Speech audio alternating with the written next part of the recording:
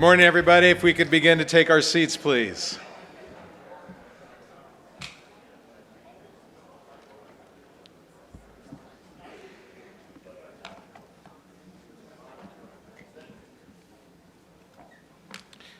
Welcome, everyone, to the second day of the 2018 meeting of the nation's governors.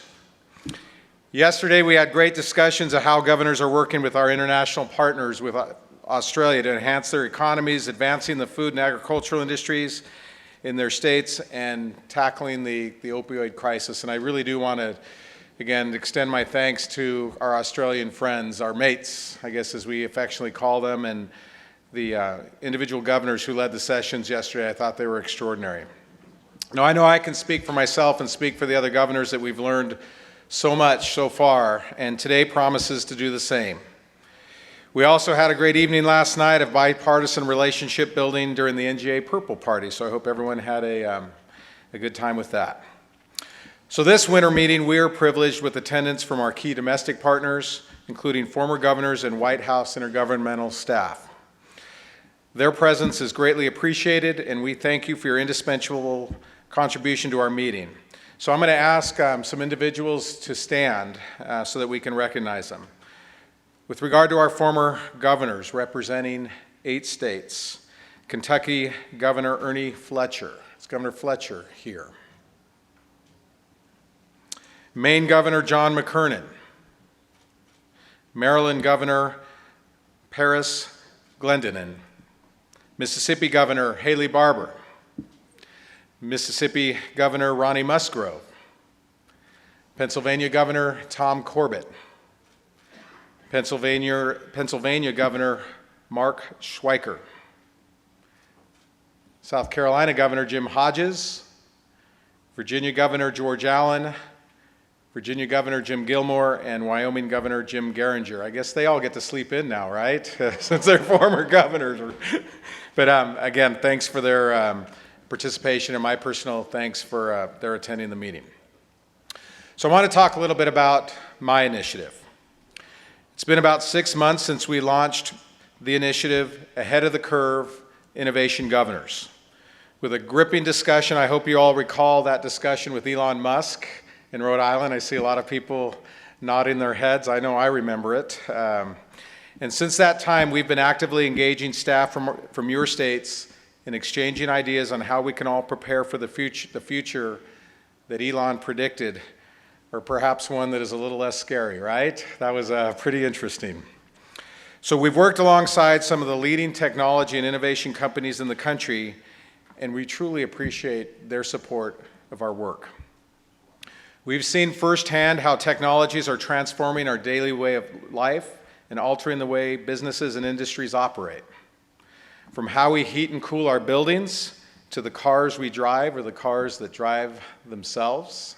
Some of you may have had the opportunity to ride the autonomous vehicle in Las Vegas not long ago. We're witnessing what some have declared the 4th industrial revolution. So that included visiting the Solar Decathlon in Colorado, where we toured amazing homes built by college students from around the globe that used no net energy, and riding, again, in an autonomous shuttle bus in Las Vegas that literally took our breaths away. So what have we accomplished? Since July, we have held 2 innovation summits, one on energy innovation in Denver that was graciously hosted by my friend Governor Hickenlooper. And thank you, Governor Hickenlooper, for doing that for me. And also a transportation innovation summit held in Las Vegas in conjunction with the world's largest electronic show, CES. And I was happy to have Governor Bullock and Governor Schneider, who joined me in Las Vegas. We sat together on a panel and had an innovation discussion at CES that demonstrated how states both blue and red are serving as the laboratories of innovation. I hope you all did take the opportunity to visit the CES Innovation Startup Alley, where we brought some companies. I know I went over there and checked it out myself. There's still a booth there. I really, really encourage you to take the time to see these entrepreneurs and these innovators and what they're doing. So at these 2 summits, we had teams from 34 and 26 of our states, respectively, for a total of 156 state officials who heard from industry experts about the latest technology. We also heard how states are making the most of opportunities in economic development, safety, resiliency, and sustainability. We learned about the policy innovation that goes along with technology innovation and how we need to reimagine our communications and data networks, retrain our workforce, and educate the public. We've also released 2 sets of innovation story maps. You saw a preview of these at our meeting in July in Montana. We now have transportation and energy innovation story maps, which include an assortment of visuals and data that tell the story of innovation. What it is, how it can bring benefits to our states, the challenges we face in fostering its adoption, and the ways that we as governors can act. So I'm pleased to present to you today a personalized state-specific snapshot of those story maps. I have one of them with me today. I have my Nevada map, and in front of you, you should have your respective maps as well. It's a 2-sided flyer that highlights where transportation and energy innovation is taking hold in your respective states. And if you want to learn more, you can visit the NGA exhibit in Startup Alley and get a demonstration of the national level story maps. This summer, at our summer meeting in enchanting Santa Fe, New Mexico, and I can't wait to hear from Governor Martinez as she is going to give us a preview of what we have to expect later. We'll be releasing a follow-up to these snapshots and present you all with a set of innovation roadmaps, one on transportation and one on energy, that will provide a full menu of options to pursue. We aim to create a new class of innovation governors, and I'm happy to report that we will be staying ahead of the curve. All these resources, a list of our sponsors, and again, thank you to all our sponsors that are here. Highlights of our activities can be found on our initiative website, which is www.ngaahead.org. Now for the main event of this morning. I promised you a great discussion today, and I know I can deliver with our next guest. I'm very pleased to invite Ginni Rometty to join me on the stage for a fireside chat that will follow up with some of the question and answer with my fellow governors. Ginni is the CEO of IBM, one of the nation's oldest and leading technology companies. She began her career back at IBM in 1981. Since then, she has held a series of leadership positions. In addition to her role at IBM, Ginni serves on the Council on Foreign Relations, the Board of Overseers and Board of Managers of Memorial Sloan Kettering Cancer Center, and the Board of Trustees of her alma mater, Northwestern University. IBM is synonymous with automation and innovation. From its early days transforming business transactions to the creation of Watson, the Jeopardy-winning supercomputer, and I still remember that fondly, to its modern-day cloud platform solutions. Ginni has been a trailblazer at IBM and helped focus its efforts on advancing cognitive computing systems that help improve business and society. So ladies and gentlemen, my fellow governors, please join me in welcoming IBM CEO Ginni Rometty.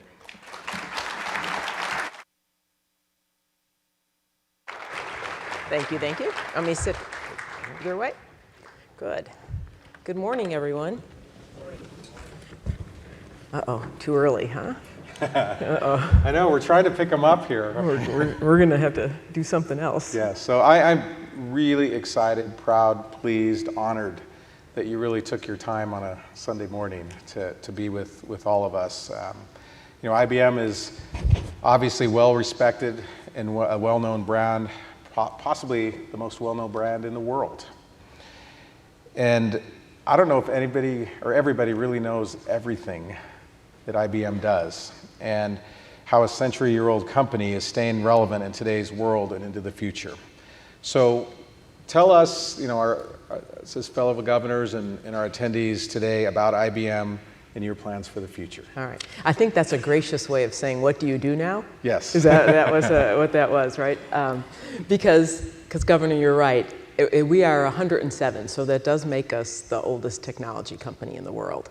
And that is, if I asked everyone here, well, I probably shouldn't take a survey, there's usually 1 or 2 degrees of separation that somebody you know or has worked for IBM around the country.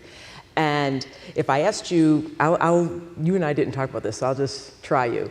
What percentage of our revenues, we're an $80 billion enterprise IT company, what percentage do you think is hardware, some sort of product? I'm supposed to be answering I know, or asking the question. This won't be your last question. 50%. Yeah, so it's 10. 10. So for a company and I think it's just an example. I think I mirror what every company in every state here is going to go through, and it's this reinvention from technology. And so we started as scales and tabulating machines. It went to computers over time. It moved into services, into software, and to your comment most recently, we really are an AI and a cloud company now. And that is the only way. So this idea that you have to reinvent, and we've repositioned our portfolio. So if you wonder what IBM does today, think of it this way, 46% of our products and services, they're new in the last 3 years, 46% of that 80 billion.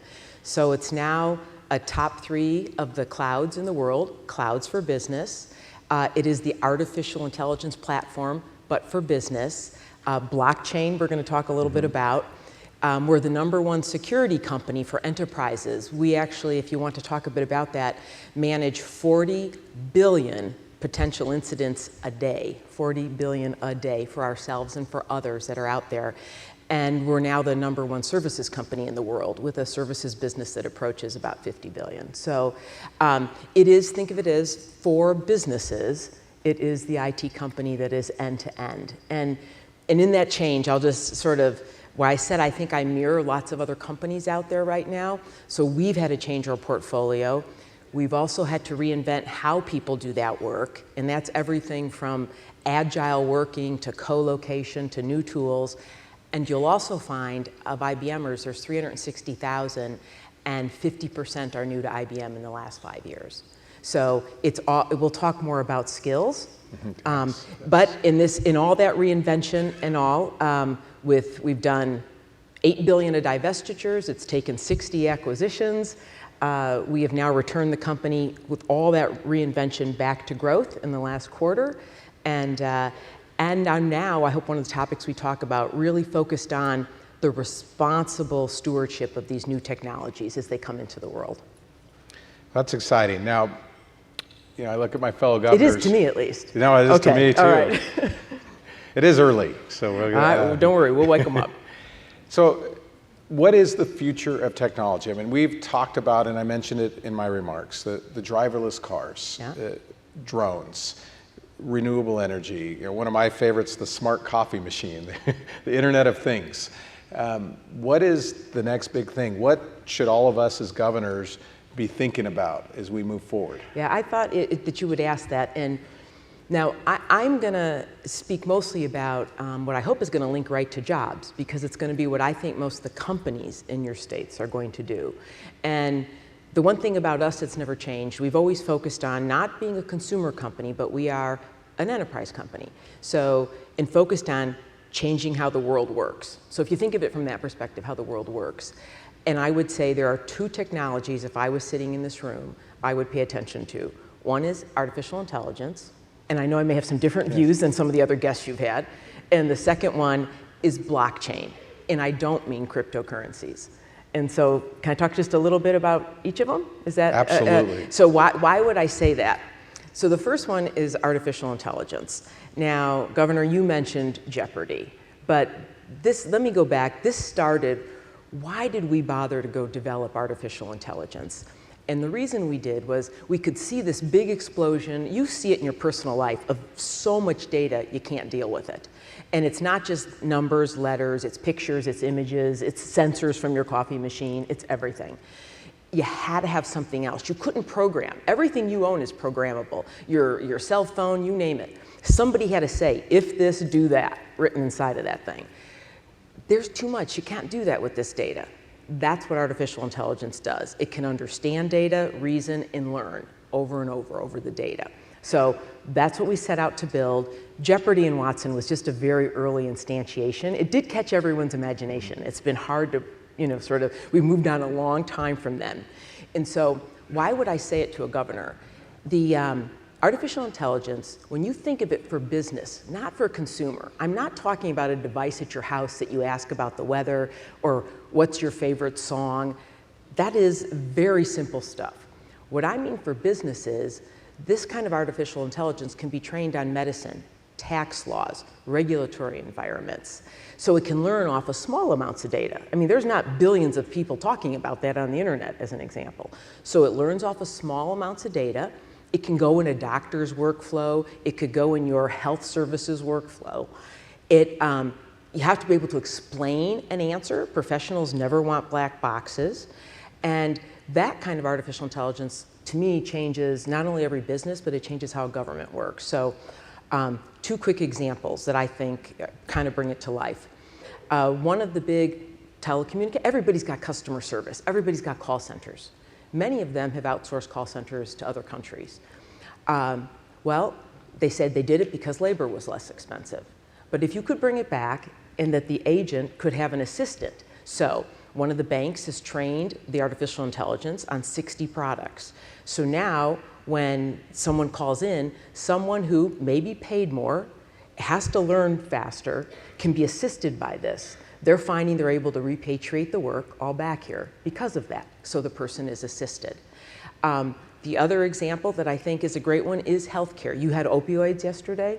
So I thought another good example for this group would be in Ohio, actually, we're doing work, artificial intelligence, helping the caseworkers, juveniles, opioids, right treatment, right recovery types of plans to go in there. So it's going to find its way assisting people in so many ways, whether it's a company or your government.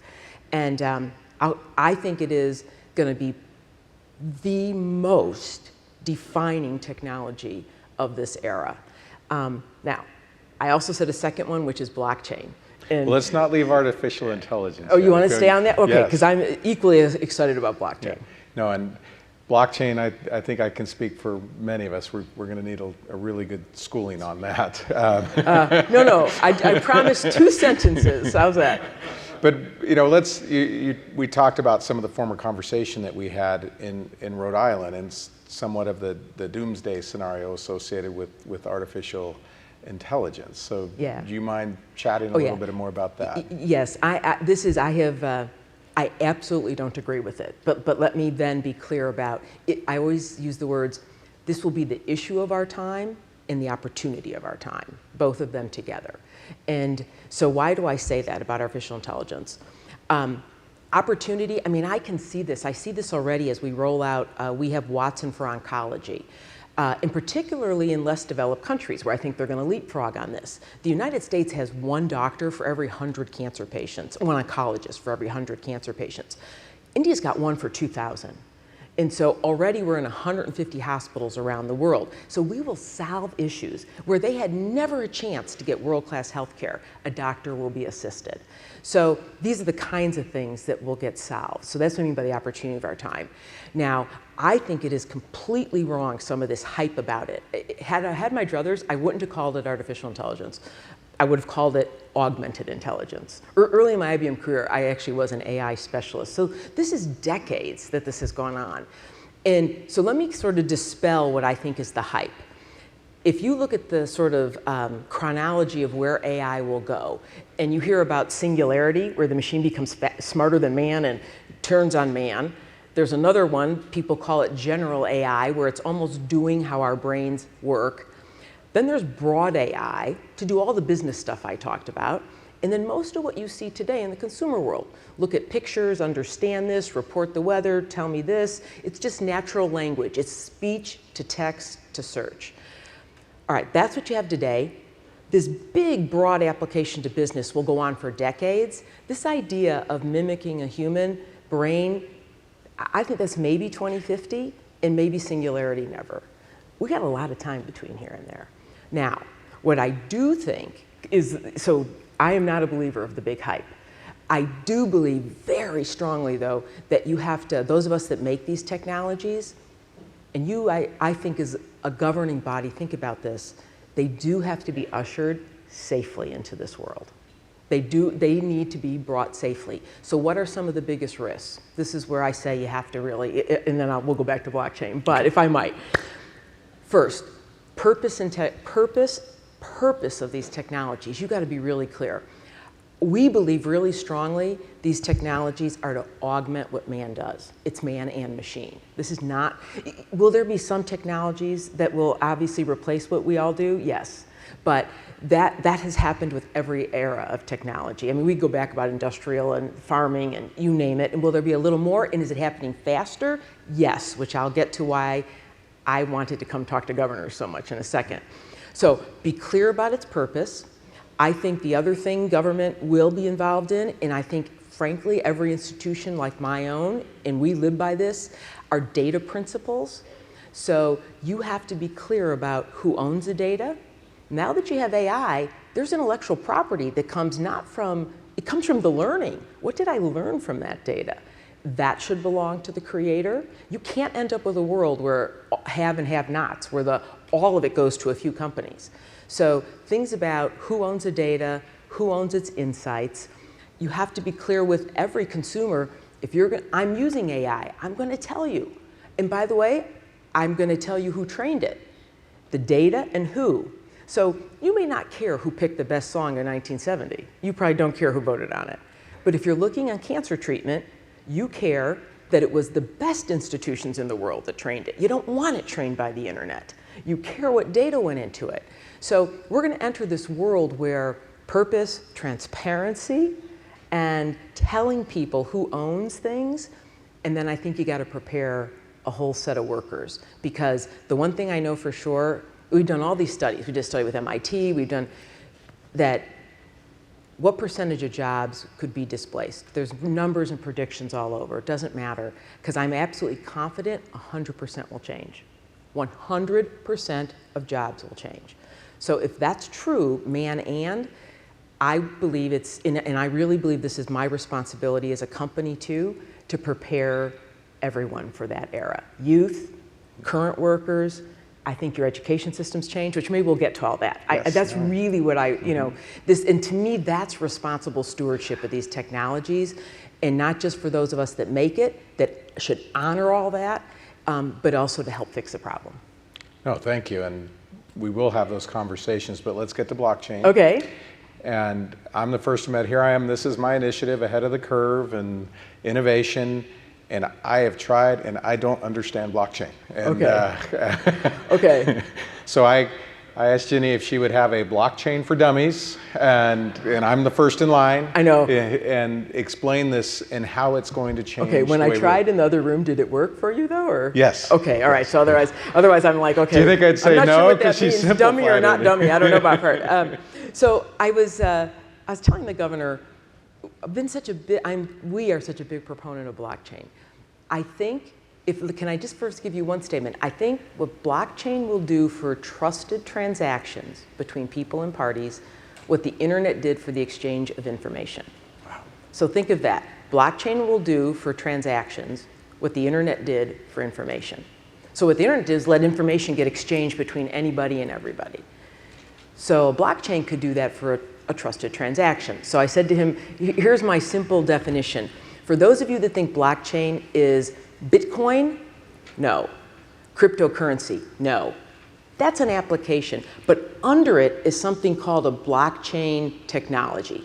That's what you should pay attention to. And I said the very simple, if you don't mind, my simple description of this is, all of us that run a government or business, we each keep a general ledger. And if the governor and I do business, no offense, I don't trust him. I keep the version of what he paid me and I paid him, and he keeps a version of what he paid me and I paid him. And if ever we both have staffs that reconcile this all the time, right? Because that is, now take that scenario and it's repeated in every business you know, every government, customs, and I'm going to come to this, shipping, ports, trade, transportation, driver's light, you name it, it's everywhere. So all the idea of blockchain is, it's called a distributed ledger. It says, what if we all had exactly the same copy of that ledger, and It could not be tampered with. It was immutable. So if I made an entry change, went to his copy, went to everyone's. And if I tried to change something in his, nope, couldn't unless everybody agreed on it. That's what a blockchain is. It is just a distributed ledger. We all have a copy. It's immutable. It cannot be changed. And by the way it works is governed by a whole big governing body. So not one guy who owns it can decide how to change it. So that, if you think of it, every place you have transactions, you could get a very fast middleman out of the way. Any place there's a middleman.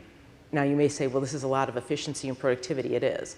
And so where I'm seeing, and we've probably got 500 projects underway, here would be 3 of the big ones I think about when it comes to what you do. And those of you that have ports, shipping, it is shipping. Shipping, shipping, shipping, any kind of transportation. So we just signed, in fact, it's just a live example, a joint venture with Maersk. They're the largest cargo shipper in the world. But it's not just Maersk, it's the ports. It's the ports of Amsterdam, Dubai. You go through the ports, the customs. For a cargo, you know those containers we all see? Often the paperwork costs more than what's inside of it when there's perishables in there. And so with that blockchain, you're able to get rid of all of that. And so that is actually signed up by 20 of the biggest shippers. And then you go to rail, to the truck, everything along the way, the port, customs, all the paperwork through it. You're going to find blockchain is going to plow its way right through that. Trade finance. And so it is a great, to me, efficiency play. Second thing, and by the way, working capital, all sorts of stuff that gets fixed. Second big one is going to be for food safety. I know the governor was telling me those, particularly the western states, anybody that grows food. So we've started this initiative. It's now almost, oh boy, it must be, I feel like we've been working on it a long time, but it's now been in production about 3 months. Started with Walmart, the biggest food distributor of the world. And it is food safety. It's been joined by, back to a perfect example of why would competitors all trust each other? So whether it's Walmart, but then it might be, it's Tyson, it's Unilever, it's Nestle, it's all the big food people of the world who are competitors.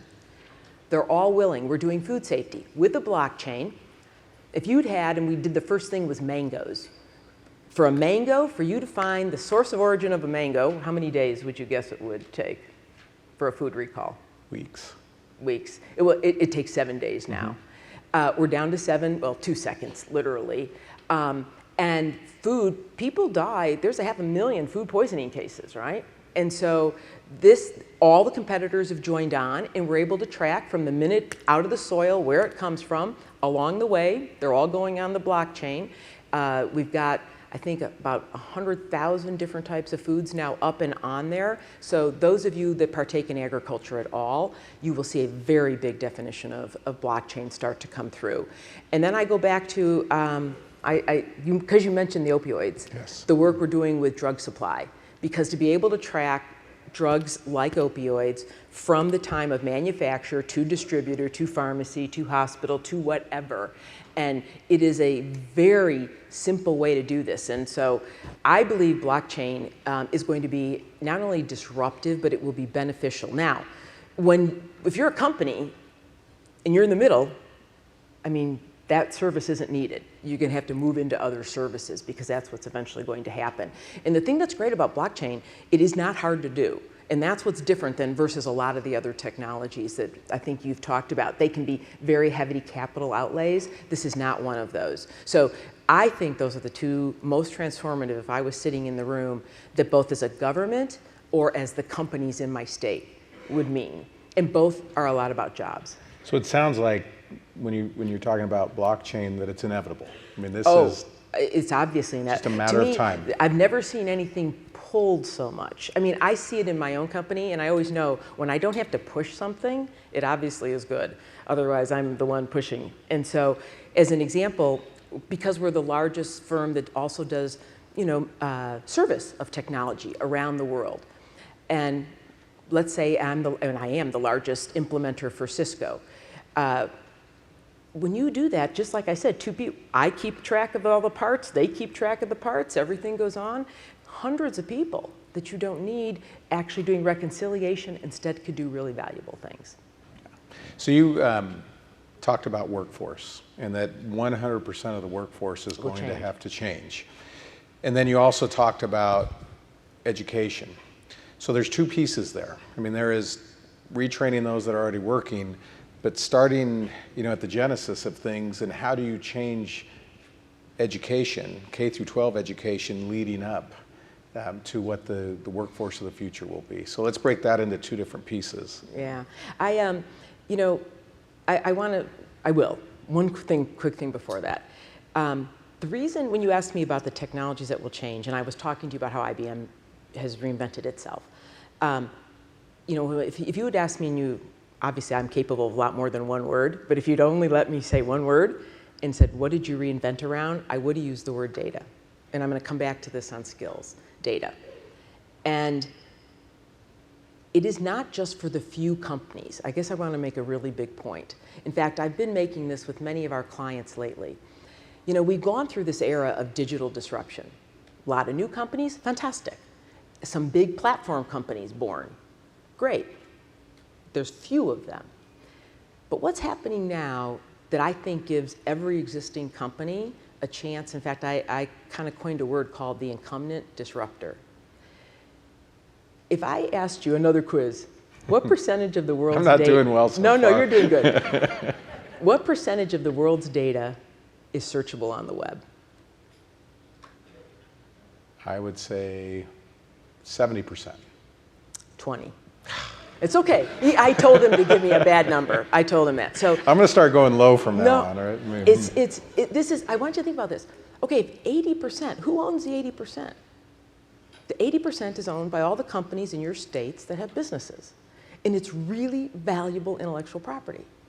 And now is the time, with all these tools we've been talking about, why we kind of went down those paths, that and you see this happening, they now take that data and they can leapfrog. They can fight back. They go on the offense. This is, to me, the moment, and you see it happening, whether it's Walmart, you see it happening. This is the incumbent disruptor now. Take what you're really good at and use it. So you were talking about autonomous cars. One of the car companies, they said, I got it. There's going to be autonomous cars and I rent cars. But what my core strength really is because I rent cars, is I know how to manage fleets. And you think with autonomous cars, fleet management won't be needed? Mm-hmm. Oh man, does anyone know what to do with these, how to move these cars around from all the places they're going to be? That's what a car rental company does today. And so they're like, I have all that data. I actually could do this. And so I see this more and more, the people are realizing they've got the decades of data. They have the knowledge, which I won't go back, I'll come back to skills, but why it is so important that you think twice about who you give your data to, so it doesn't end up in a world of a few companies with everything and everybody else with nothing. And so, but this will change all companies. So now I go back to my skill point, right? Which, given that, it means that there is this, every job is man and machine. Every job is man and or woman and data. So we've been focused on this for a long time. And I tell you, another point, I'm moving my way into skill I want to make with this. So every company, incumbent disruptor, every job, man and data. I'm also extremely concerned. This is not a world where everybody has to be a data scientist. If we paint a vision that the only people with good jobs are everyone with a 4-year college degree or a PhD, I think that is not what this world can do. It is going to create a division that is even larger in this country between the haves and the have-nots. There must be good paying jobs, and I think it's quite possible, which is, Governor, why a little bit of I wanted to paint the need and move into, we played around with a term called new collar, which said, we can see it. It's not a 4-year degree. Think of it as with less than a 4-year degree, maybe you want to call it a 6-year high school, you can get a very good, productive job in the data economy in many, many different fields. So we set out on this, it's now been 6 years that we started down this path. Coined it new collar, so not blue collar, not white collar, tried to have no stereotype that would be a negative stereotype with this. And we will have 100, we call these schools, they're public high schools, pathways to technology, we happen to call them that. We will now be up to 120. Texas is going to do another 20, 7 states. As the full pipeline of every grade is full, we'll be at more than 60,000 kids. And the idea is 120 schools, a very simple formula. And I already know it's working because I've hired a bunch of them already. They're coming out the other end. I've been at it now long enough, so I got proof. The idea is simple. Take a 4-year high school with a joint community college. You offer the kids the chance to get their high school degree and their associate degree at the same time. We as industry, public-private partnership, offer mentorship, electronic mentorship for the kids, and a chance at a job. Now, the curriculum, it is not like a trade school. These kids are getting a good broad education, but it is more practical education that can be hired. And so the kids now are graduating and making double the median income. Whether it's not just cybersecurity jobs, it's not just direct IT jobs, it's digital designers. And we've got, oh boy, now it's up to 400 other companies across the country helping us with taking on and giving the kids the mentorships and the internships. They even get internships paid internships no less, during this. And so to me, that's one way for the youth. I think it's a public-private partnership. I need the employees. Everybody I know needs the employees. I mean, the gap of jobs in this country is still millions. I just look at cybersecurity, it's gonna be millions again to go forward. And even with now the Jobs Act, we can bring in back all the jobs. We don't have to train people. So to me, this is a really big deal. And when you look at the graduation rates out of community college, I already have the data. We're 400 times better than the average community college graduation rate. 85% of the kids are either graduating with their associate degree or going on to college. I should start at some of the governors here have these schools. We started with the most underserved kids. 70% qualify for free lunch or lunch assistance, if that's maybe kind of a guide for underserved. And they're coming out now. So I am such a proponent. I'm getting all my colleagues. I mean, you should be paying me to be here because I'm offering to help educate your kids, you know? Well, no one's paying me, don't worry. But I mean, it is, yeah. We're good on the budget. Yeah. No. So it's really something that I am you can tell, I hope, so passionate about that, and I do believe it's a responsibility. I mean, we create this, it's our responsibility to work public-private partnership, and there is no one better to sponsor it. There is no one who else can other than a governor. Well, here's, I'm going to open up to the governors in a minute, in a sec. One more question, and then we'll go to the governors. But so my staff hates it when I come to these conferences because I come back to Nevada and I say, look what Wisconsin's doing, and look what Iowa and North Dakota. You know what? My 7 states with Pathway to Technology schools, you're not on the list. Oh, yeah. I just wanted to know that. So he's my first target right here. Guess what? Yeah. Right here. or my first prospect, as that's called.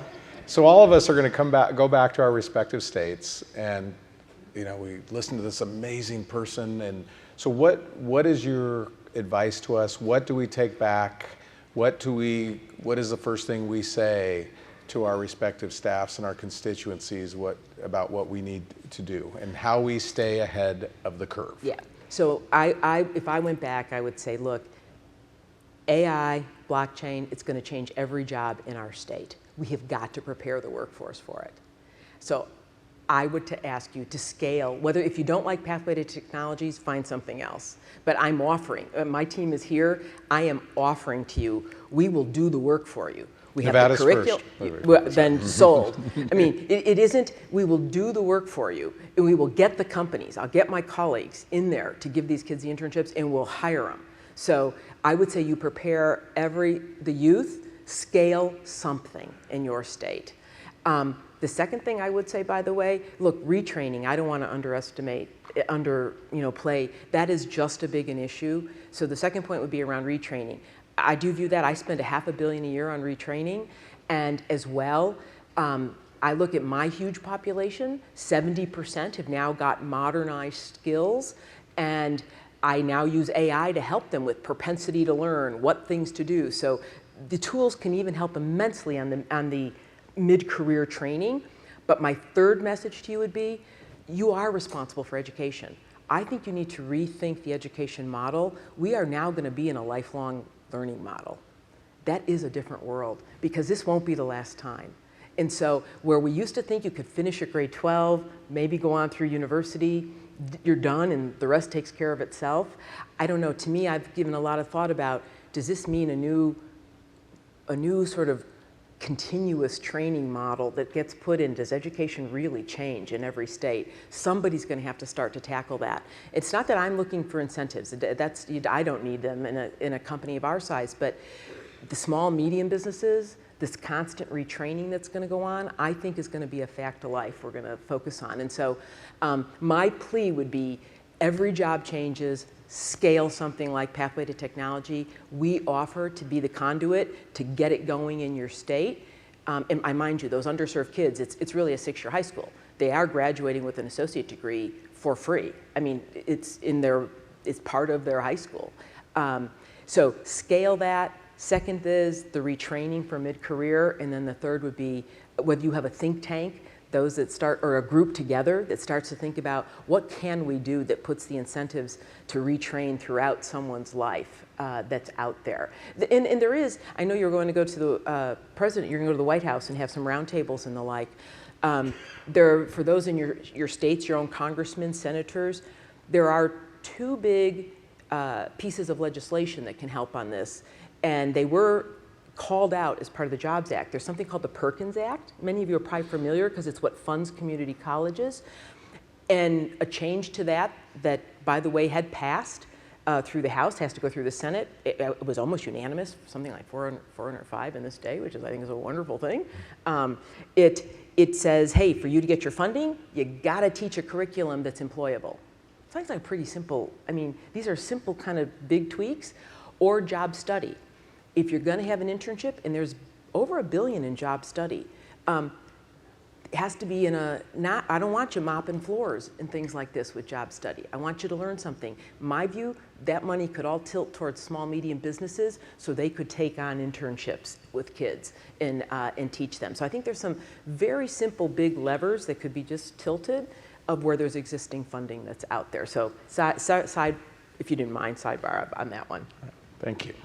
All right, we'll go to the governors for questions. Governor Raimondo.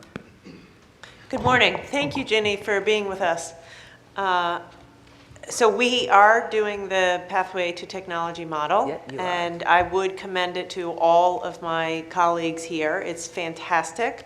A number of companies in Rhode Island have stepped up for it, and it's exactly as you say. You know, you come out of high school with your associate's degree and a job. The question I have for you is this.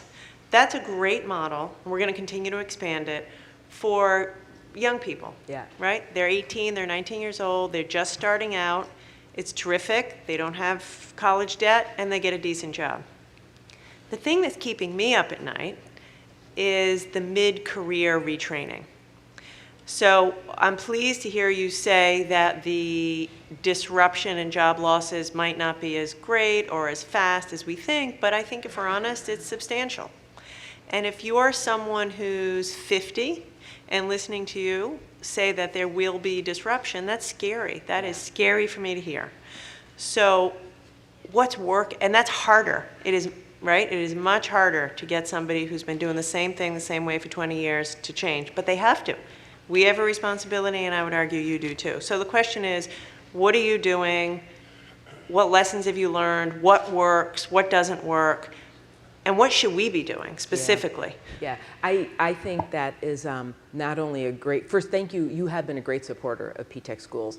But I do agree with you that it's always like with all transformations, even of a business between point A and B, you can always see the endpoints clearly. You always get killed in the transitions, right? And so, as you just described, for people in a different point in their career. So, because there's one other thing I fear as well about this technology move, is that what could happen is the 2 coasts of the country have all the employment, in the middle does not in some way as well.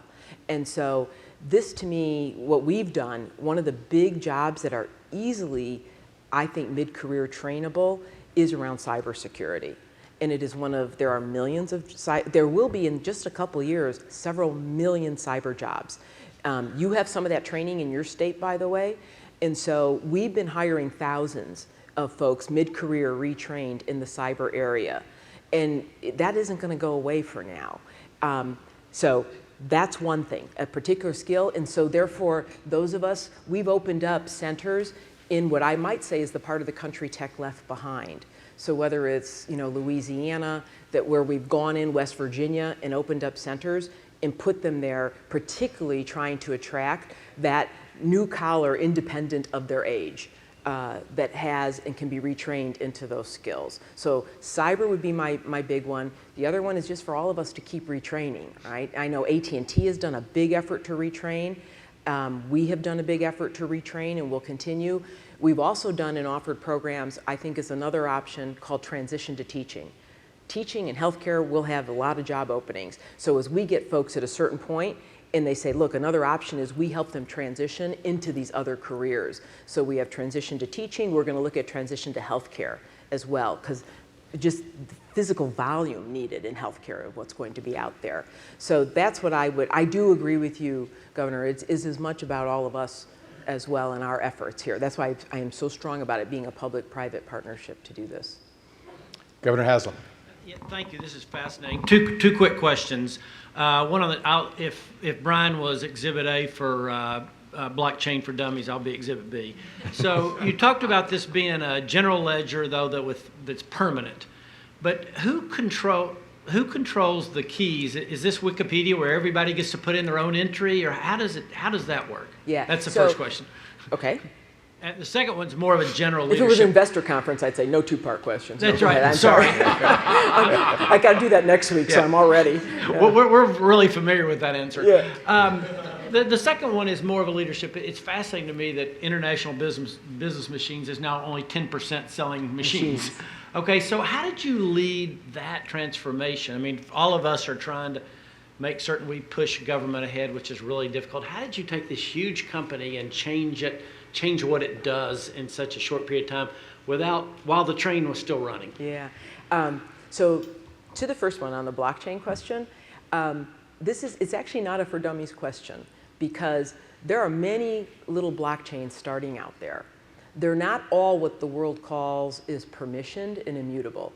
Permission means if I'm going to get on this blockchain, at a minimum, I want to know who else is on there. You can't be anonymous. So some of what's out there for cryptocurrency is anonymous people that can go change things. In business, that's not going to happen. You're going to know. You may not like them, but you'll know who's on there. You will know. That's called permissioned. And then the second thing is that it's going to be, when I say it's immutable, it can only be technology-wise changed if everybody agrees it can be changed like that. So that's why the blockchain built for business does look different. And it has to run at really high speeds, and it is not everything you hear associated with cryptocurrency. So that's why I separate them. To your second question, when you said, how could you do it so fast? There are many that would say it's not been fast enough, okay? So in this day and age. But I always, in my mind, there's a couple things, and I'll tell you one of my greatest mistakes I made as well. But the two lessons that I really learned from my predecessors was it being 107. Do not protect your past and never define yourself as a product. Only define yourself as a solution. And if you do that, as hard as it might be, it gives you the intellectual freedom to let go of things. Because when the world was crying for us to grow, I was selling businesses. Because I knew if I didn't sell them and get out of doing those things, I couldn't fund the reinvestment to go to the future. And so in the moment, while it hurts, it's why IBM will be here another 100 years. And so that don't protect your past. I know easy to say, but don't define yourself as a product. And the corollary was obviously, as painful as it is, make the decisions that are right for the long term. So now, what did I also? Well, I always feel like all transitions and transformations, I have to myself this saying, they become so clear in revisionist history, never when you're in the middle of them. And I say one of the, I think, mistakes, you can tell people, change, change. And for our industry, it would have been, go faster, go faster, go faster. The world is changing fast, go faster. Until you help people change how to do their work, all you'll do is exhaust them. Because you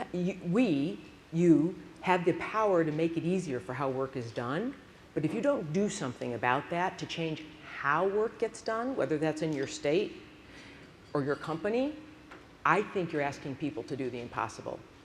So for us, what we realized sort of quickly in was, for us to work faster and build new things and do them in new ways, we really did have to change how people worked, which meant things like, some of this you too would have to do, by the way.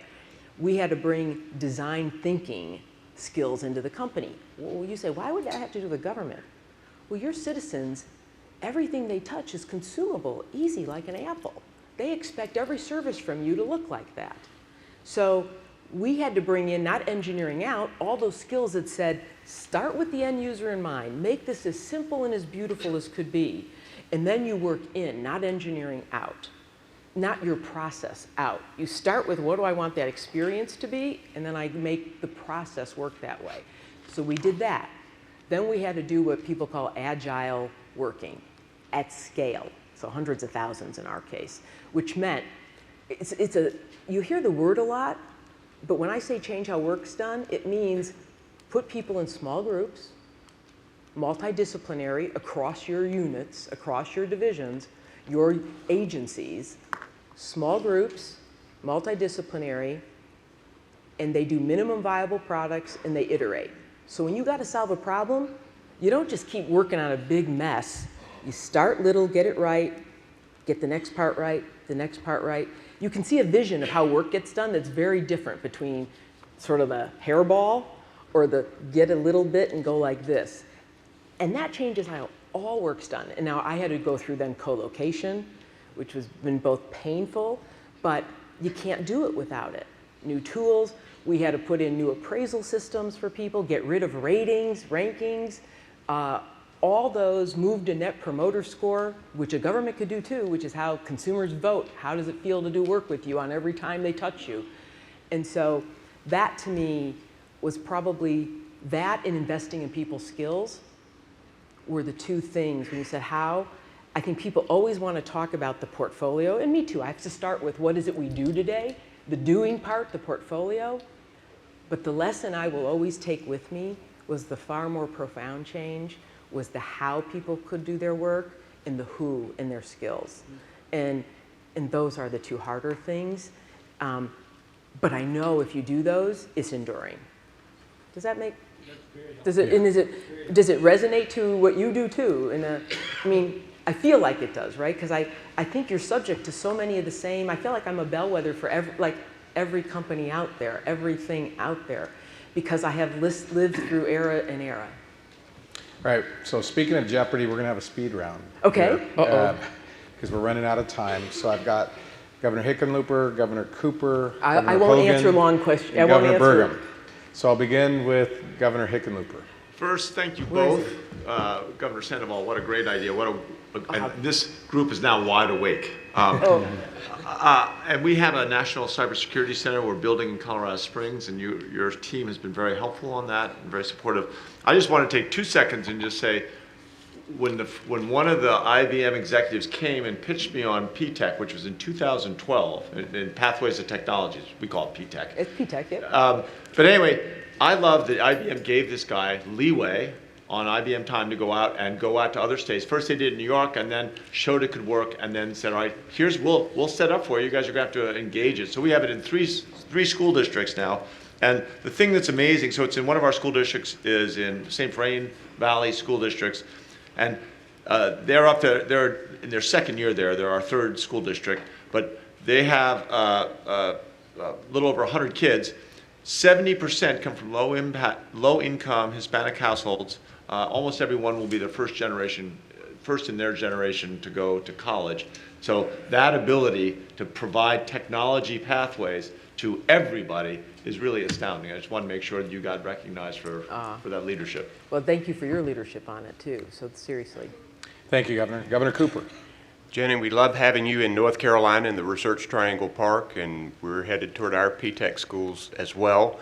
And workforce is my #1 priority in that race with innovation. It's scary, but it's exciting, and we're pouring all our energy in it. This may be a longer answer, but it's something we'd like your continuing help with. As governors, we're also involved with making sure that issues of health and safety and consumer protection and unfair competition are addressed. And we are regulators on one level. And as this innovation speeds forward, often the laws that have been set for what used to be are left in the dust. They're often irrelevant to what is happening. You spend all this time with taxi cabs, and then Uber and Lyft show up. And so you're going to be faced with that type of innovation across the horizon. What can we do in working with businesses and others to make sure that we keep up with that, as slow as the wheels of government sometimes move? We states can move a lot faster than here in Washington, which is positive. But any advice for us as we enter into what may be a land of unknown here for us? No, I understand the question very well, and I understand the challenge. The one is something I think many of you do, and you do as well. I mean, and I know I am a big employer, and I thank you in your state. But the entrepreneurial sort of startup communities, every one of you, and we're helping them. I mean, because they're a healthy thing to have in every single state. So where you set up that ability to attract and put that infrastructure in, I think that's one, because it's contagious. It's not like they operate alone. They're part of a bigger ecosystem that also fuels the big companies fuel the little companies. And so I think, having a startup community is one of the things that you could do to keep this vibrant. I think the second thing, and you know what, Governor, and we'd even be happy to follow up with everybody after, I believe so strongly that these companies are going to all compete on the basis of information, that now is the time to get voluntary adherence to a set of data principles and what happens in your state, at least voluntary to start with. And it is around data ownership, data security, data privacy, because it is in effect the IP of the next generation. And so you got to think of it that way. So you don't have to pay to play with data. And so things you can do about what is good hygiene and good beliefs of companies, I think is important, because you're actually protecting them or incenting them to innovate because they have intellectual property that's worth something. So we wrote something called Data Principles, and Data Principles for this era. We should share it with everyone. They're the voluntary things that every company and government should do if you want a data economy to thrive and not just go to the few companies, but be shared amongst the many. So those would be two thoughts. I'm going to go to Governor Hogan and then Governor Burgum, and Well, first, I'd just like to thank you for being here with us today, and I want to thank you particularly for P-TECH schools and add to the testimony on what an incredible program this is. We started this in Baltimore City. We found out what you were doing from New York, and we said we've got to get this in our state, and we started with two schools, two of the most challenged schools in Baltimore City, and teamed up with Baltimore City Community College. I was just there a couple of days ago visiting with the teachers and with the kids and the students, and I can tell you we're trying to expand this all over the state. Number one, we're the cyber capital of America. We house NSA and NIST and the Cyber Center of Excellence. We have 17 universities that are cyber related, 12,000 IT companies, and so we have a huge need for people with technical skills, and we're doing that all over at every level.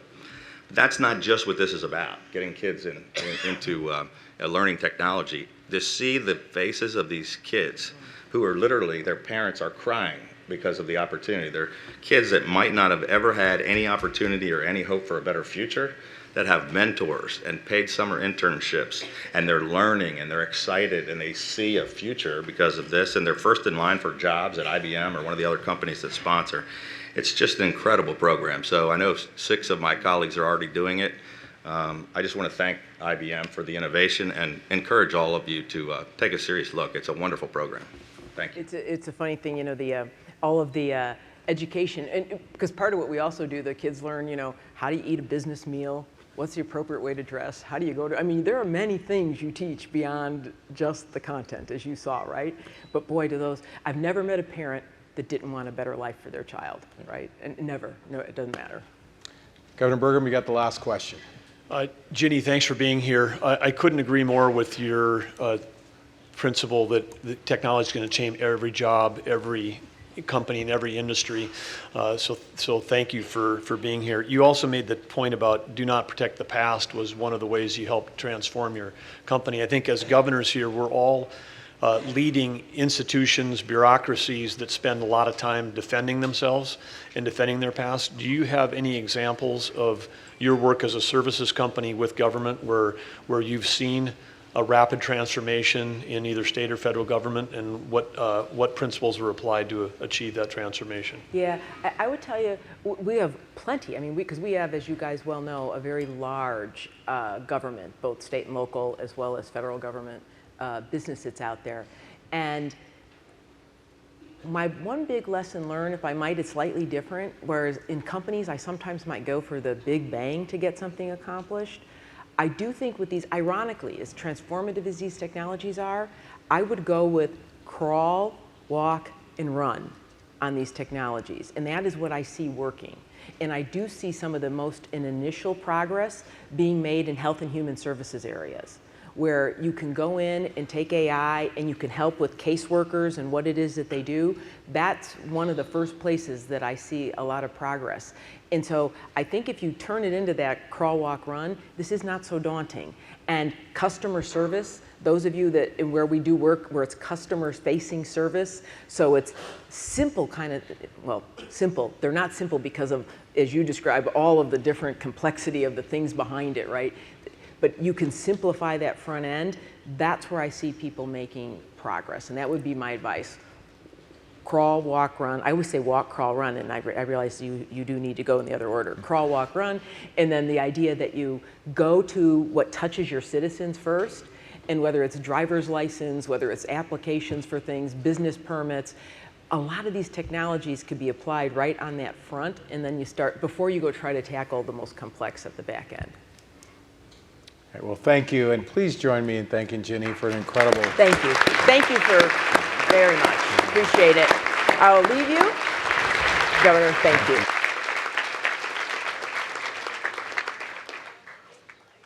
And anybody who wants to be 9, 10, 12, 13, 14, 15, the team is all here. They're going to stay the rest of the day. And if I might just thank the governors here that not only work with us on PTech, but we're in almost every state. So thank you for housing us and helping our people to both live well and be successful in every state. So this is how we're going to stay ahead of the curve. Thank you, Ginni.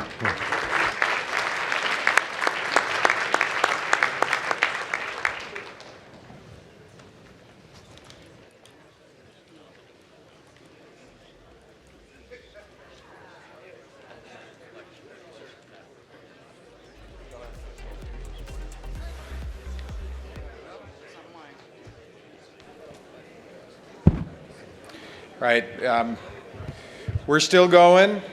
As you know, we're all going to be gathered this July for our summer meeting in Santa Fe, New Mexico. I'd like to invite mi amiga, the governor of the great state of New Mexico, Susana Martinez, to say a few words about the meeting this summer. Susana.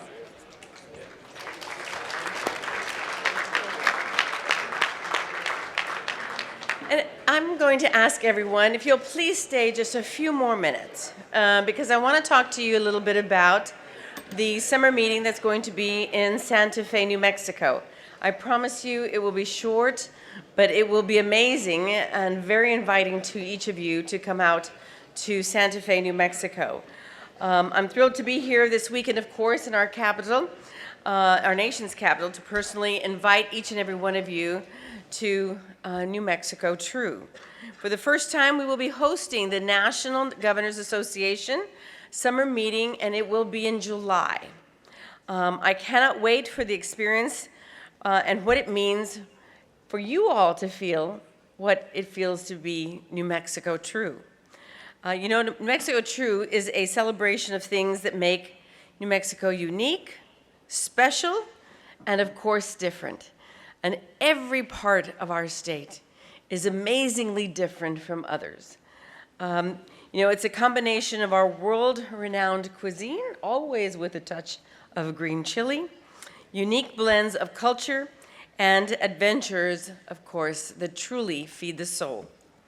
And our capital in Santa Fe is the oldest capital city in the country. It was also recently named on TripAdvisor list to the top.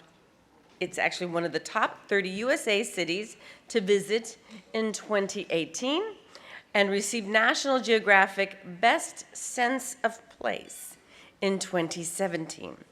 There are so many things to experience while you're in New Mexico.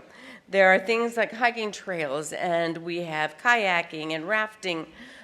We have a variety of events. Albuquerque is just a short drive away, where you can also be on the Santa Fe Peak tram, where you can see the city and the mountains, and our sunsets are amazing. I take pictures of our sunsets almost several times a month, just because then my husband gets to paint them. And I came home one day after he had printed one of those, and I said, "Where did you learn to do that?" But they're amazing paintings that he's learned to do, and we want you to experience how beautiful our state is and how diverse it is.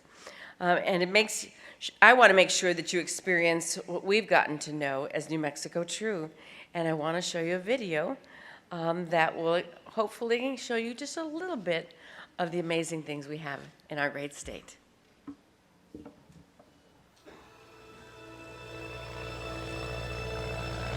I'll be doing that in a few weeks.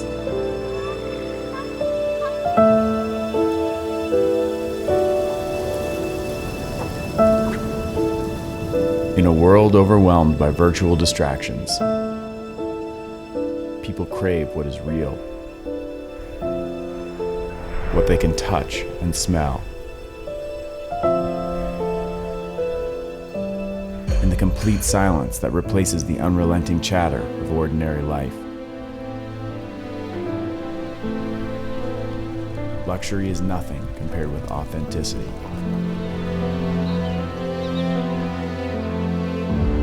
Relationships formed and strengthened during the heightened awareness of pure adventure, the discovery of new culture,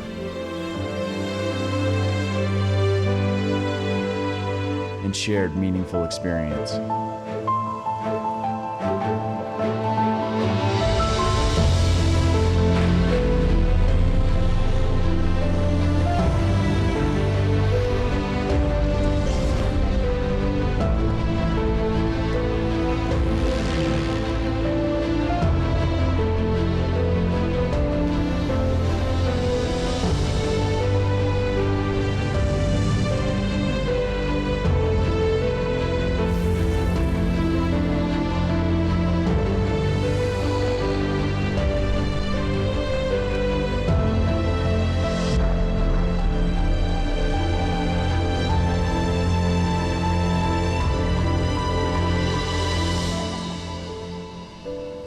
That's New Mexico True.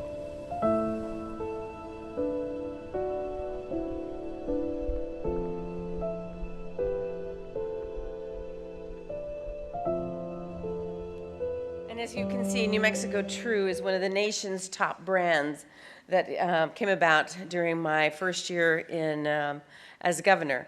The white sand, where you saw the little girl doing the walkover, that's sand, not snow. And then you saw, of course, the beautiful sand, our Native American culture, of which is very close by and everywhere that you can visit. And we will have amazing stores open for you to shop, leave your money behind, bring your families with you, and then return with more family members to actually enjoy what we know every day as New Mexico True. Thank you so very much. God bless. We hope to see you soon. Thank you, Governor. I guess a show of hands, how many people are going to New Mexico? Everybody? All right. So I'm very excited about. So again, my thanks to Ginni Rometty for being here today. We're going to take a brief break in order to transition to our next session. Thank you very much.